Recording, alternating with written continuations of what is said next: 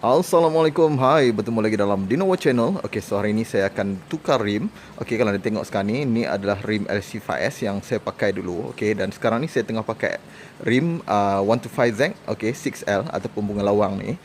Okey, tujuan kenapa saya nak tukarkan rim ni, okey, sebab semalam berlaku sedikit masalah ketika saya pulang kerja, yang mana waktu hujan ni, okey, saya tak perasan ada lopak air yang sangat dalam. Okey, kalau anda tengok kat sini, okey, rim ni dah pun kemek.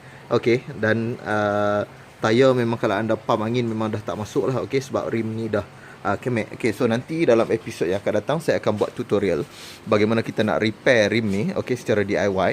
Okey, di rumah anda boleh lakukan sendiri kalau anda berani untuk lakukan, tapi saya akan buat juga nanti, okey, tutorial bagaimana kita nak repair rim yang dah kemek macam ni. Okey, tapi sekarang ni kita akan tengok, saya akan pasang semula rim LC5S ni.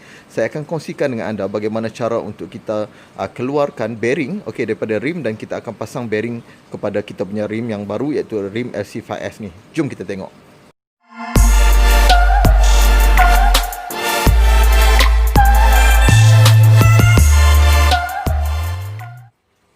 Okey, so sekarang ni anda tengok saya dah tukarkan masuk tayar ke rim kita punya LC5S ni. Okey, so saya dah buka tayar belakang daripada rim bunga lawang masuk kepada rim LC5S, dan tayar depan saya ganti dengan tayar yang baru. Yang lama kita kekalkan sebab nanti saya akan repair rim ni. Saya akan tunjukkan proses bagaimana saya repair rim ni, okey, dalam episod yang akan datang. Okey, so sekarang ni apa yang kita nak buat adalah kita perlu ambil kita punya disc brake ni, okey, daripada rim yang lama, dan juga kita perlu buang kita punya bearing dalam ni, okey, dan juga ada satu bushing di tengah. Okey, so bagaimana proses ni? Okey, memang kita perlukan hammer, dan juga kita perlukan T seperti ni. Ataupun kalau anda yang gunakan besi, mungkin anda perlu hati-hati sebab anda akan pegang di bahagian sini. Tapi kalau anda menggunakan T ni, anda hanya pegang di sini, okey, dan memudahkan kerja anda. Nanti saya akan tunjuk bagaimana proses ni saya akan lakukan. Tapi sebelum tu saya akan buka disc brake ni dulu, okey, sebab kita tak nak mencederakan ataupun kita tak nak rosakkan disc brake ni. Okay, so kalau anda tengok sekarang ni saya dah buka disc brake. Okay, so proses yang nak kita lakukan seterusnya ni adalah kita nak buka bahagian bearing ni. Ini adalah proses yang paling mencabar lah. Okay, so bagi anda yang belum ada pengalaman, okay, jadi ini adalah tips yang saya nak tunjukkan kepada anda. Jadi anda boleh follow video ni, okay, bagaimana saya lakukan proses untuk kita press kita punya bearing ni keluar. So sekarang ni kita akan buka daripada bahagian sebelah disc brake ni dulu. Kalau anda tengok sekarang ni, bahagian ni memang ada gap. Okey, berbanding dengan sebelah sini memang flat lah. Okey, jadi kita akan letakkan macam ni.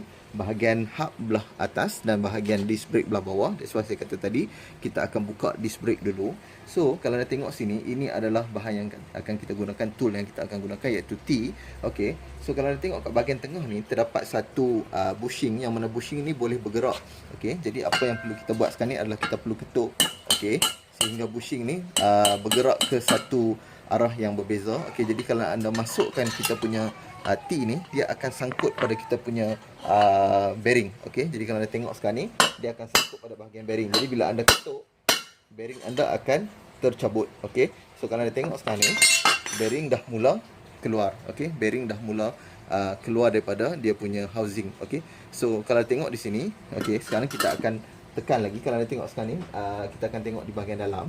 Okey, so kalau anda tengok bahagian dalam ni, okay, dekat sini terdapat satu bushing. Okay, so bushing ni lah yang kita dah push tadi. Kalau anda tengok tu, okay, yang saya ketuk tadi supaya bergerak ke kiri dan ke kanan tadi, supaya ada gap di bahagian bawah tu. Kalau anda tengok tu adalah bahagian bearing yang kita nak push menggunakan kita punya T ni tadi. Jadi kita akan ketuk sehingga keluar. Okay, so proses ni kita akan lakukan macam ni. Okay, letakkan menyerong sedikit, kita gunakan hammer dan kita akan ketuk. Okey, so sekarang ni saya akan continue proses ni sampailah kita punya bearing tadi tercabut. Okey, kalau anda tengok sekarang ni kita perlu lapik. Okey, bearing akan tercabut keluar lah. Okay. So bearing sekarang ni dah pun sampai ke peringkat hujung. Okey, jadi kalau anda tengok lagi, kita perlukan satu tool yang lebih panjang lah. Okey, sama ada anda nak gunakan tool yang okey, macam ni. Jadi kita perlu ketuk. Okey, so sekarang ni bearing dah pun tercabut pada satu bahagian. Okey, sekarang ni bearing dah pun keluar.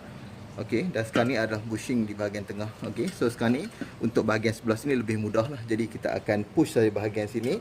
Okey, daripada bahagian sini. So peringkat pertama saja yang agak sukar sikit sebab anda perlu cari ruang. Okey, di bahagian tengah tadi, macam saya tunjukkan pada anda tadi, kita perlu ketukkan ke kanan atau ke kiri terlebih dahulu untuk mendapatkan ruangan supaya kita dapat ketuk untuk kita punya bush ataupun bearing kita tu keluar daripada dia punya casing atau housing dia. Okey, cuma yang perlu anda tengok adalah kalau rim ni terlalu lama anda gunakan, mungkin sukar sikit, tetapi anda perlu lakukan teknik yang betul. Anda tak boleh push begitu saja.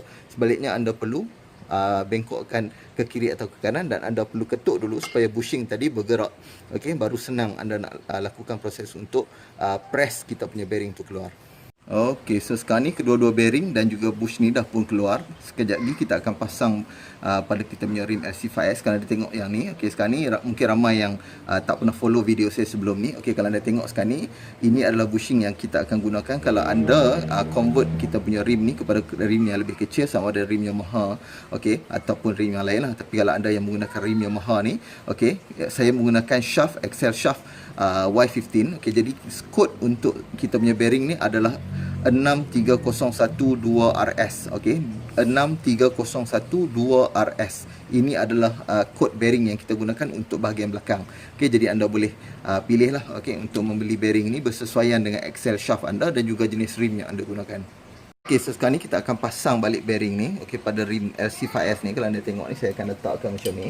Jadi kita akan ketuk lah, okey, bahagian bearing ni masuk ke bahagian rim kita. Okey, kalau anda tengok sekarang ni, okey, rim dah bearing ni dah mula masuk kepada bahagian housing kita punya rim. Okey, jadi anda perlu ketuk lah sehingga rapat.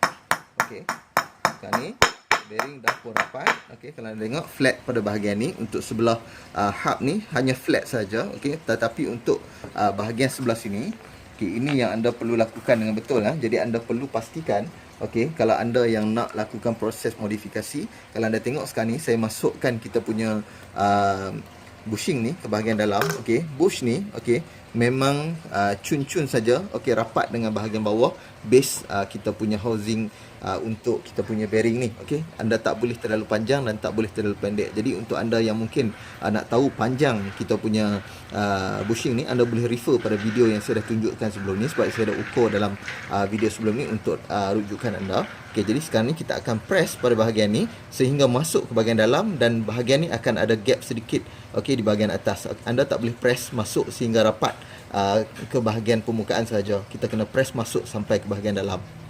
So kalau anda tengok sekarang ni, saya gunakan hammer jenis ni. Okey, saya akan ketuk sebab bahagian bawah tu adalah bahagian kayu. Jadi dia tak akan damage kan bahagian tengah ni lah. Okey, sebab bahagian tengah ni agak sensitif sikit. Okey, kalau anda salah ketuk bahagian tersebut, mungkin bearing anda akan rosak lah. Okey, jadi ketuk sehingga masuk. Lakukan proses ni kuat sikit. Anda tak boleh terlalu lembut lakukan proses ni.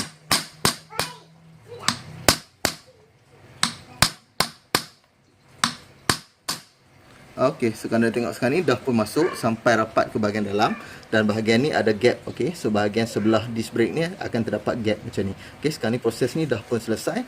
Okey, kita akan mula pasang kita punya disc brake, dan kita boleh pasang semula dekat bahagian kita punya motosikal kita. Okey, sekarang ni kita akan pasang disc brake dan kita akan pasang nanti. Okey, so sekarang ni pemasangan bushing dan juga bearing serta kita punya disc brake ni dah pun selesai untuk bahagian rim belakang ni. Sekarang ni saya akan pasang macam biasalah.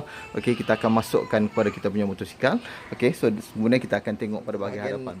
Tayar depan sekarang ni saya pakai 90-70-17. Okey, Maxxis Diamond. Okey, sekarang ni apa yang nak buat untuk step pertama ni adalah kita akan gunakan floor jack. Kita akan jack pada bahagian tengah ni sebab bahagian hadapan akan tercunggit nanti. Okey, untuk memudahkan proses untuk kita buka tayar depan. Okey, kalau anda tengok sekarang ni, bahagian depan, okey, dah pun terangkat. Kalau anda tengok tayar sekarang ni, okey, dah pun terangkat daripada bahagian bawah. Jadi memudahkan proses untuk kita mengeluarkan tayar dan kita menggantikan tayar nanti. Okey, so sekarang ni kalau anda tengok, okey, proses ni kita akan cabut tayar ni keluar dan kita akan gantikan dengan rim yang baru.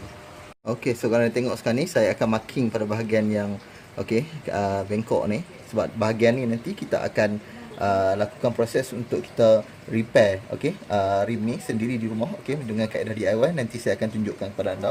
Okey, so untuk proses kali ni apa yang kita nak buat adalah kita perlu buka, okey, disc brake ni macam saya beritahu anda tadi, buka part screw disc brake ni, dan kita akan punch kita punya bearing dan juga bushing bahagian tengah keluar sebelum kita pasang pada rim yang baru.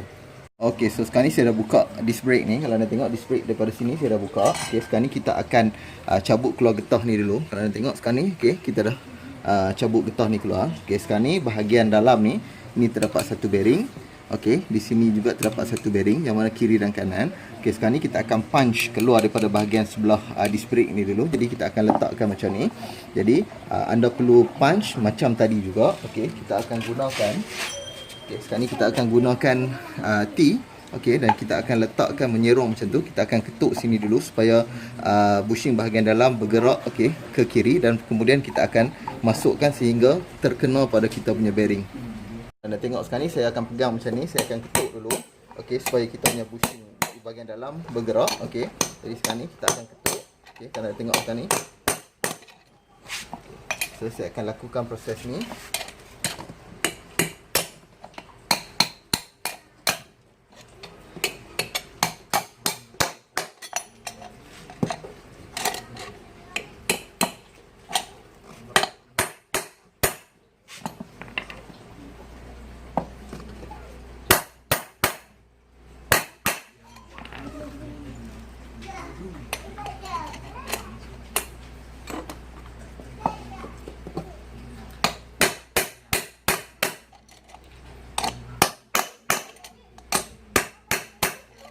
Okey, anda tengok sekarang ni bearing kita dah pun mula keluar. Okey, so sekarang ni kita akan punch sehingga dia keluar. Okey.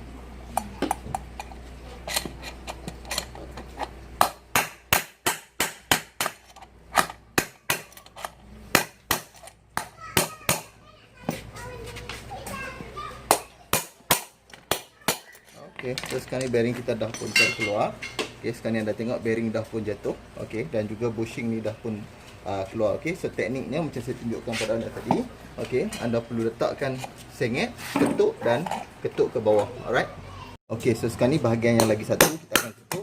Okey, bahagian ni lebih mudah lah. Okey, sekarang ni kalau anda tengok, okey, saya dah ketuk dan kita punya bearing dah pun keluar. Jadi bagi anda yang tak pernah melakukan proses ni, boleh follow kaedah yang saya tunjukkan pada anda tadi. Okey, so bahagian hadapan ni kalau anda tengok, okey, so bearing ni adalah bearing asal, okey, VF3i yang saya gunakan sebab saya gunakan axle shaft yang sama, okey, daripada VF3i. So kalau anda tengok di sini sekejap, saya tengok kod untuk bearing ni ya. Okey, dulu memang nampaklah kod bearing ni, sekarang mungkin dah terlalu lama. Jadi okey, so sekarang ni kod bearing ni adalah sekejap, 620212. Okey, terdapat di sini 620212. Memang tak boleh dilihat dengan kamera lah. Okey, tapi di sini kalau dilihat, okey, ada sedikit nampak sini 6202/12. Ini adalah kod untuk bearing bahagian hadapan.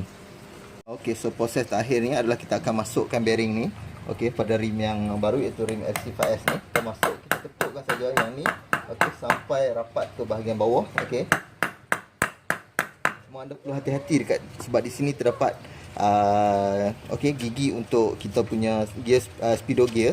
Okey, jadi anda perlu ketuk dengan berhati-hati. Sebolehnya pakai alat lain seperti kayu, okey, untuk mengetuk bahagian ni masuk sekejap.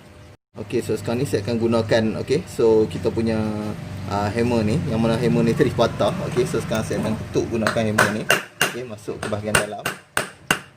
Okey, ketuk di sekeliling, jangan ketuk satu pada satu arah saja. Okey, seboleh-bolehnya elak mengetuk pada bahagian tengah saja. Okey, anda perlu ketuk di bahagian sebelah tepi seboleh-bolehnya. Okey, sekarang ni kita ketuk sehingga masuk ke dalam lah. Okey, sebab untuk rim hadapan ni sebelah kiri dan kanan memang terdapat gap lah. Okey, dia tak flat macam rim belakang.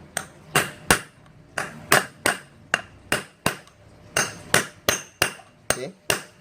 Okey. Sekarang ni dah pun masuk.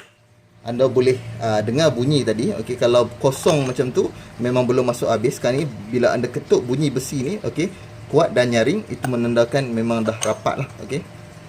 Okey, so sekarang ni untuk bahagian sebelah sini saya akan masukkan bushing dan saya akan press masuk kita punya bearing bahagian sebelah sini, okey, sehingga rapat ke bahagian dalam.